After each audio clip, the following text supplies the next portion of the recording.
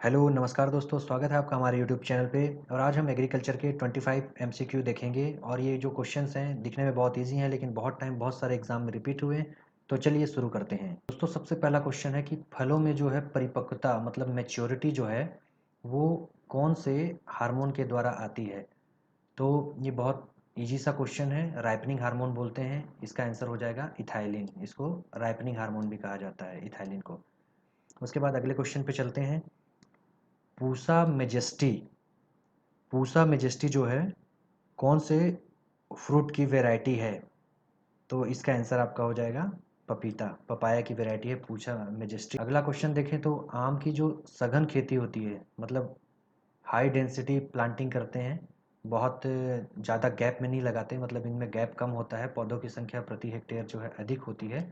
तो इसमें पूछा है कि कौन सी वैरायटी इसके लिए उपयुक्त है।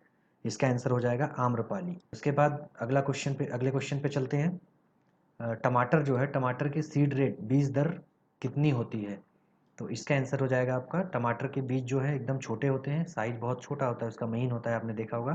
तो 400 से 500 ग्राम, मात्र 400 से 500 ग्राम जो है वो 1 हेक्टेयर के लिए पर्याप्त होते हैं, क्योंकि सीड इसके बहुत हल्के होते हैं तो इनमें वेट भी बहुत कम होता है। उसके बाद अपन बात करते हैं कि निम्नलिखित में से कौन सी सब्जी की फसल एक लिंगाश्रयी है। मतलब मेल और फीमेल जो पार्ट हैं वो अलग अलग प्लांट पे होते हैं। तो इसका आंसर हो जाएगा परवल। उसके बाद अगले क्वेश्चन पे चलते हैं। सर्वाधिक पौधे किस विधि में लगते हैं। तो जो पौधे की प्लांटिंग की एक मेथड होती है, देखिए कई प्रकार के प्लांटिंग मेथड होते हैं। जैसे हो गया आपका स्क्वायर शेप प्लांटिंग हो गया, इसमें क्या है पौधों को अपन स्क्वायर शेप के हिसाब से एरिया डिवाइड कर करके लगाते हैं। उसके बाद फिर आपका हो गया हेक्सागोनल। हेक्सागोनल में क्या है अपन हेक्सागोनल एक षटकोणी आकृति को हेक्सागोनल कहते हैं, तो षटकोणी आकृति में अपन लगाते हैं प्लांट्स को। उसके बाद आता है आयताकार। आयताकार में क्या होता है, आयताकार आकार होता है, उसमें पौधों को लगाया जाता है। और कंटूर जो है, कंटूर ये पहाड़ी एरिया में लगाते हैं, ऊपर नीचे सीढ़ी नुमा समझ लीजिए। तो इसमें जो है सबसे ज़्यादा जो एरिया कवर करता है और सबसे ज़्यादा जिस एरिया में पौधे लगते हैं वो है षटकोणी। इसका ऑप्शन हो जाएगा सेकेंड। हेक्सागोनल में जो है सबसे ज़्यादा पौधे आते हैं, क्योंकि बीच बीच में जो गैप फिलिंग होता है काफ़ी गैप मिल जाता है हेक्सागोनल में। अगला क्वेश्चन देखते हैं कि मात्र चीनी परिरक्षण का काम करती है। प्रिजर्वेटिव, सबसे पहली बात हम ये देख लेते हैं कि प्रिजर्वेटिव क्या होते हैं। तो अपन जैसे अचार बनाते हैं, मुरब्बा बनाते हैं, कुछ भी ऐसा सॉस बनाते हैं, कुछ भी चीज़ बनाते हैं, तो उसमें जो है कई प्रकार की, वो ख़राब ना हो, लंबे टाइम तक उसको डब्बे में बंद करके अपन रख सकें, इसलिए उसमें कुछ प्रिजर्वेटिव या परिरक्षण पदार्थ डालते हैं। जैसे अपन अचार बनाए तो नमक उसमें जो है वो प्रिजर्वेटिव का काम करता है, उसमें बैक्टीरिया और अन्य जो भी कारक होते हैं उनको फैलने नहीं देता। उसी प्रकार जो है मुरब्बा, मुरब्बा आप जानते हैं कि ये थोड़ा सा मीठा होता है इसमें, तो इसमें चीनी जो है वो परिरक्षक का काम करती है, उसको ख़राब होने से बचाती है। तो आपको याद रखना है कि जो मुरब्बे में जो चीनी जो है परिरक्षक का काम करती है। बाकी अगर सॉस वगैरह और किसी स्क्वैश वगैरह की बात करें तो उसमें फिर अलग अलग चीज़ें होती है, जो हम आपको बाद में बताएंगे, आगे कोई क्वेश्चन आएंगे तो। चलिए अगले क्वेश्चन पे चलते हैं। कौन सा एक शीतोष्ण फल नहीं है। आपको ध्यान से पढ़ना है। शीतोष्ण फल मतलब जैसा कि नाम से ही स्पष्ट है कि शीतोष्ण मतलब जो है ठंडे एरिया में होगा। तो आप देखिए सेब जो है ठंडे एरिया में है, तो ये होगा शीतोष्ण। अनानास जो है इसकी बाद में बात करेंगे। आड़ू जो है, आड़ू भी मैक्सिमम ठंडे एरिया में होते हैं। नाशपाती की बात करें तो नाशपाती भी ठंडे एरिया में होते हैं। तो इसका आंसर हो जाएगा अनानास। ये क्या है, ट्रॉपिकल एरिया में होता है, और ये जो है टेम्परेट जो फल नहीं है। आगे अगले क्वेश्चन पे चलते हैं कि भारत में सर्वाधिक क्षेत्रफल किस फल का है। सर्वाधिक क्षेत्रफल की बात कर रहा है। तो दोस्तों जैसे कि हमारा सबका प्यारा दुलारा फल होता है आम, तो उसका क्षेत्रफल सबसे ज़्यादा है हमारे इंडिया में। आम जो है फर्स्ट नंबर पे आता है क्षेत्रफल की दृष्टि से। बहुत सारी बुक में केला दिया हुआ है, लेकिन केला सही ऑप्शन नहीं है, मुझे नहीं लगता केला सही ऑप्शन है। मैंने जहाँ तक देखा है, मैंने जहाँ तक रिसर्च की है, आम ही सबसे ज़्यादा है एरिया में। इसके बाद अगले क्वेश्चन पे चलते हैं कि 2,4-D क्या है। तो 2,4-D को हर कोई जानता है। 2,4-D को अगर कम मात्रा में डालें तो ये प्लांट हार्मोन का काम भी करती है, और अगर इसको एज ए वीडीसाइड भी यूज़ करते हैं ज़्यादा मात्रा में डालने पे, तो एज ए वीडीसाइड इसको यूज़ किया जाता है। 2,4-D को याद रखिएगा आप। चलिए अगले क्वेश्चन पे चलते हैं। जेली बनाने के लिए सर्वाधिक उपयुक्त फल है। तो जेली बनाने के लिए अमरूद का उपयोग किया जाता है सबसे ज़्यादा। इस क्वेश्चन को याद रखिएगा, इंपॉर्टेंट क्वेश्चन है कि जेली बनाने के लिए सबसे ज़्यादा है अमरूद फल का उपयोग किया जाता है। उसके बाद देखते हैं कि सब्जी के उत्पादन में विश्व में जो है भारत का कौन सा स्थान है। तो विश्व में सब्जी के उत्पादन में हमारे भारत का देखा जाए तो द्वितीय स्थान है। प्रथम नंबर पे यहाँ पे भी चाइना आता है। इसके बाद देखते हैं कि मटर की जो रचना प्रजाति है वो किसके लिए अवरोधी है, मतलब रजिस्टेंट है, किसके लिए रजिस्टेंट है। तो इसमें ये उकटा रोग हो गया पहला, उकटा। ये उकटा हिंदी में विल्टिंग को कहते हैं, विल्टिंग जो है, विल्टिंग को उकटा कहते हैं। तो और ये फली छेदक मतलब पॉट बोरर हो गया, इंसेक्ट पॉट बोरर। और आपका थर्ड नंबर पे जो ऑप्शन है खर्रा व्याधि, ये होता है पाउडरी मिल्ड्यू। थोड़ा ज़्यादा ही हिंदी कर दिया है दोस्तों मैंने। तो ये फर्स्ट वाला हो गया उकटा रोग मतलब विल्टिंग, सेकंड हो गया फली छेदक मतलब पॉट बोरर, थर्ड में हो गया खर्रा व्याधि मतलब पाउडरी मिल्ड्यू, और चौथा हो गया क्षारीय मृदा के लिए। तो इसका आंसर आपका हो जाएगा सी। मटर की जो रचना एक वैरायटी है वो पाउडरी मिल्ड्यू डिजीज के लिए रेजिस्टेंस है। उसके बाद अगला क्वेश्चन देखते हैं। पूसा मुक्ता, पूसा मुक्ता प्रमुख किस्म है। पूसा मुक्ता प्रमुख किस्म किसकी है? तो दोस्तों पूसा मुक्ता जो है ये पत्ता गोभी की एक किस्म है, काफ़ी फेमस किस्म है।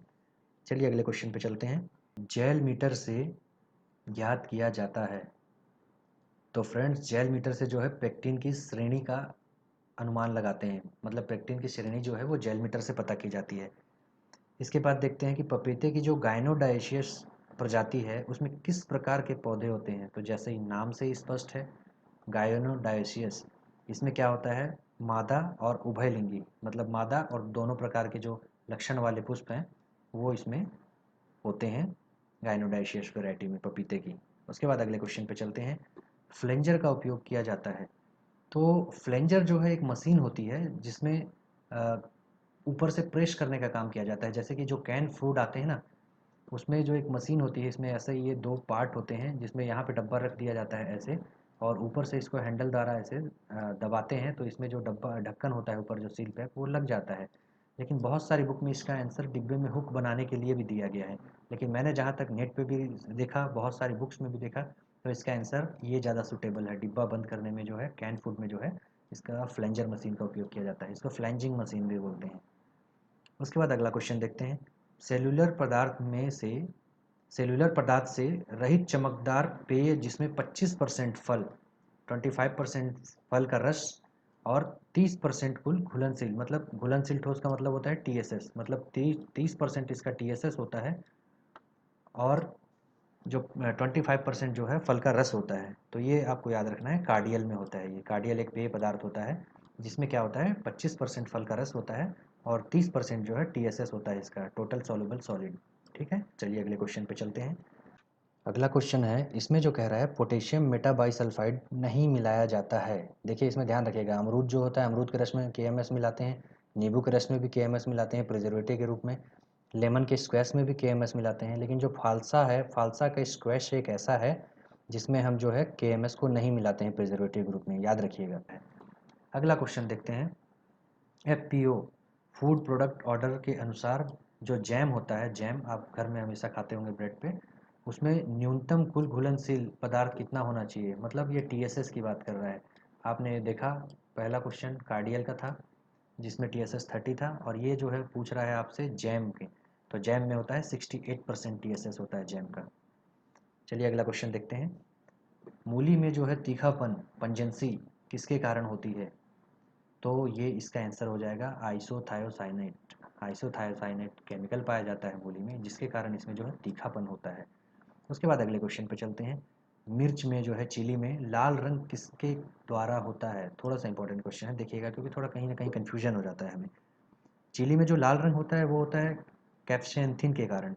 ये एक वर्णक होता है जो चिली को जो है लाल रंग प्रदान करता है। और अगर हम बात करें पंजेंसी, जो तीखापन है मिर्च में, अगर तीखेपन की बात करें तो वो होता है कैप्सेसिन के कारण होता है। तो देखिएगा दोनों में अंतर है। अगर हम बात करें रंग की तो कैप्सेसिन आएगा, और अगर बात करें पंजेंसी की तो कैप्सेसिन आएगा। तो इसको आप याद रखिएगा। चलिए अगले क्वेश्चन पे चलते हैं। भारत में जो है पार्थेनोकार्पिक मतलब अनिषेक फलित, मतलब बिना फर्टिलाइजेशन के जो है भ्रूण का बन जाना, मतलब बिना फर्टिलाइजेशन के फ्रूट का बन जाना, इसमें सीडलेस फ्रूट वगैरह की बात करते हैं अपन। तो इसमें क्या है, आम की एक प्रथम प्रजाति है जो पार्थेनो कार्पिक विधि द्वारा विकसित की गई है। तो इसमें ऑप्शन दिए हुए हैं कि कौन से विद्यापीठ या कौन सी विश्वविद्यालय द्वारा ये विकसित की गई है। तो इसमें आंसर है कोंकण कृषि विद्यापीठ डपोली, जो द्वारा महाराष्ट्र में जो है उसके द्वारा ये वैरायटी डेवलप की गई है, आप याद रखिएगा। उसके बाद बात करें, अगले क्वेश्चन पे चलते हैं। प्रोटीन जो है वो प्रचुर मात्रा में कंदी फसल, मतलब कौन सी ट्यूबर क्रॉप है ऐसी? ट्यूबर क्रॉप मतलब जानते हैं, जो जिसके ट्यूबर होते हैं, खाने के लिए यूज़ करते हैं, जैसे शकरकंद हो गया, आलू हो गया, आपकी अरबी हो गई। तो इसमें जो है सबसे ज़्यादा अगर अपन प्रोटीन की मात्रा की बात करें तो अरबी में पाया जाता है, कोलोकेशिया में सबसे ज़्यादा प्रोटीन पाया जाता है इसमें। उसके बाद अगले क्वेश्चन पे चलते हैं। मोज़ेक एक रोग होता है, बहुत अच्छे से सुना होगा आपने, टीएमवी हो गया, टोबैको मोज़ेक वायरस, और भी कई प्रकार के मोज़ेक वायरस होते हैं। तो ये किसके द्वारा फैलते हैं? तो सीधी सी बात है, जब नाम में ही लिखा हुआ है कि टीएमवी टोबैको मोज़ेक वायरस, तो ये मोज़ेक जो रोग है ये विषाणु के द्वारा फैलता है। आपने कहीं भी सुना होगा तो मोज़ेक एक वायरस, मोज़ेक को वायरस से रिलेट किया जाता है, तो ये वायरस के द्वारा फैलता है। वीडियो अंत तक देखने के लिए आपका धन्यवाद। वीडियो अच्छी लगी तो लाइक करिएगा, चैनल को सब्सक्राइब करिएगा। जय हिंद दोस्तों।